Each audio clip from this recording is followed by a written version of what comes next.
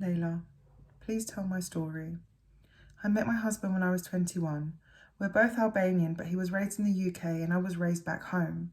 We met one summer on holiday by the beach where our friends introduced us, and we hit it off immediately. He was so sweet and charming. We spent every single day together for the rest of our holidays. I thought to myself, this could be it. Is this the man that I've been waiting for? Just before he went back to the UK, we decided to make it official. I know it seems really quick, but in my culture, relationships move really fast. After 3 months apart, he came back to see me and asked me to marry him. At the age of 21, I was actually on the verge of being classed as left on the shelf, and I said yes.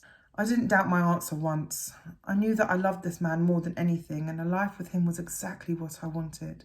We had a big engagement and a very traditional Albanian wedding with over 250 guests. Family and friends came from all over the world to celebrate our special day.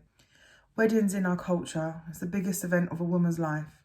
And to be honest, most of our childhood and teenage years are spent being groomed to become the perfect wife, the perfect mother, the perfect servant to your in-laws. He would come back home every 6 to 8 weeks until I was able to come to the UK on a spousal visa. Now, I remember the night before I flew to England, I didn't get a wink of sleep. My family and friends were sad to see me go, but I was really excited at the thought of being with my husband every day and not having to live with my in-laws. The first year of our life together in the UK seemed so blissful. I had some relatives, but they didn't live close by. I didn't mind. I was just happy to be here. After a while, I started gaining some independence. I was solely reliant on him for everything: money, food, clothes, days out. And when I look back now, I can see that this is why there wasn't any problems to begin with, because he was in complete control of everything and it suited him. I wanted some of my own freedom though. I wanted to have my own social life. And I've always been a fast learner, so I picked up the English language very quickly. He was quite supportive of me getting a job to begin with. He would tell his family about how proud he was that I'd learnt the language and now I was contributing financially to our household. But it became apparent quite quickly that unless my wages went into our joint bank account, he would not let me work. And every penny I spent, I had to account for. And this is where the abuse escalated. He would drop me off to and from work every day. And if for some reason he wasn't able to, then he would expect me to be on the phone to him until the very minute that I started my shift. It also became a common reoccurrence for him to turn up unannounced at my workplace. So much so that my manager had to ask me to tell him that he was becoming disruptive to my workload. When I relayed this information to my husband, he immediately accused me of having an affair with my boss. He said, "Why would your boss care about how many times I turn up to your work, unless you're acting like a whore and you're sleeping with him?" The physical abuse didn't begin until after our first child was born. It wasn't every day, but it wasn't rare either. Once my maternity leave was over, I had decided that I wanted to go back to work, but he said that there was no way that he was going to let me do that now that we had a child, because who else would be at home to cook, clean, and look after our baby if I wasn't present 24/7. And this became a very contentious issue between the two of us, until one day, in an argument over the matter, he threw a crystal glass straight at my head. The glass hit me with such force that I felt the blood stream down my face immediately. At the hospital, they gave me a local anaesthetic to pull the shards out that were lodged into my head before they stitched the wound closed. Of course, I lied to the doctors about what had happened. My list of injuries from my marriage includes broken nose, broken ribs, broken fingers, black eyes, fractured shoulder, strangulation, suffocation. When it comes to sexuality in my culture, women are expected to hold themselves to the highest standards. He's ruined this for me now, and I'm not quite sure if I'll ever be able to mentally recover from his brutal sexual violence. After almost every physical incident, he would force himself onto me so violently that I eventually lost control of my bladder.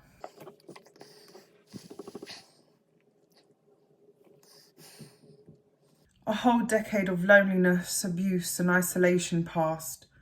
We now had 2 children, but I'd miscarried 2 pregnancies in between because of his violence. I wanted to leave. I really did. But although my children were technically British, I didn't have any citizenship of my own at the time, so I didn't know what any of my rights were. I knew I wasn't entitled to any state benefits or housing, so who on earth would even be able to help me? I hadn't told any of my family back home either, as I didn't want them to worry about me. And what could they do anyway, being thousands of miles away? My children were often witnesses to what he did to me. One day, my daughter, only 7 at the time, had broken down to her teacher and told her about our home life. In the report it read, "I'm scared of my daddy. I'm scared he will kill my mummy, and then what will me and my sister do alone?"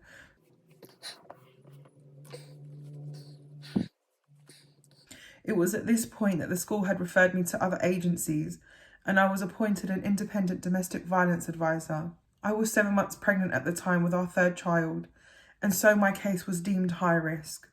I started to make a safety plan with my IDVA to leave.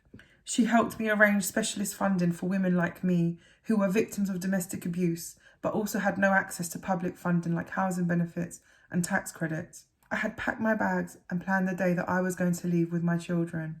He knew that I was going. He started begging me to stay, promising that he would change. He was sorry for everything that he had done and he would never touch me again. I'd heard it all before, all his pleas. And this time I was done. I would no longer wanted my children to witness their mother being abused. What kind of example was I setting them as a woman? The night before I was due to leave, I could see his desperation was building up. I was ignoring it and focusing on a new life with my children away from him. I told him that I wasn't sleeping in our bed and that I would sleep on the sofa and wake up early to get the girls ready. But I didn't even get to finish my sentence before I felt him kick me full force in the back whilst I was on the landing on the stairs. I fell right at the bottom, flat on my stomach. I stumbled to my feet to find my phone and call 999, but he grabbed me by my neck, slammed my head into the wall, and then pinned me up against it and strangled me. Some of my memories from that night are still a blur, but we somehow made it to the kitchen. I was begging him to call an ambulance. I said, "Please, for the baby, not for me. It will die if you leave me like this."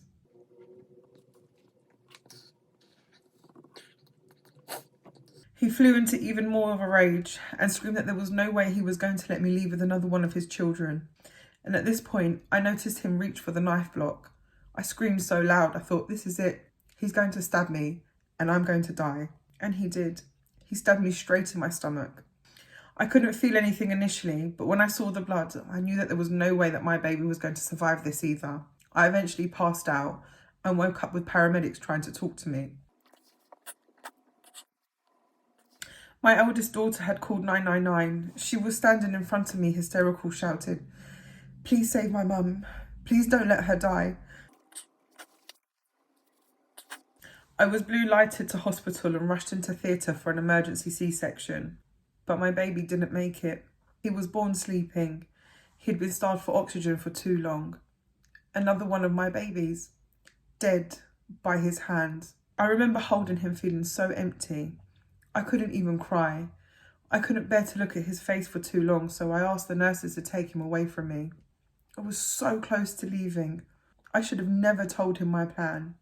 And if it hadn't have been for my daughter that night, I would have been dead too.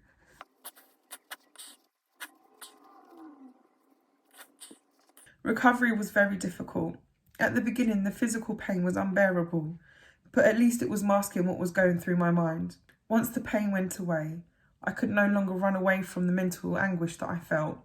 I went through years of hell with him and without him. My husband was arrested and later convicted, and I have a lifetime restraining order against him, and he's never allowed to contact me or my children. This year marked 10 years since that final incident, and I do have a good life for myself and my daughters now. I was able to gain British citizenship, and I have a good career, my own home. I'm very proud of everything I have achieved on my own. I really hope that my story highlights just how much women suffer at the hands of their abuser because of what is accepted culturally. I hope that no woman has to ever suffer like I did. So please, ladies, don't ignore red flags. Please get help and get out. Please don't suffer with lifelong trauma like I do.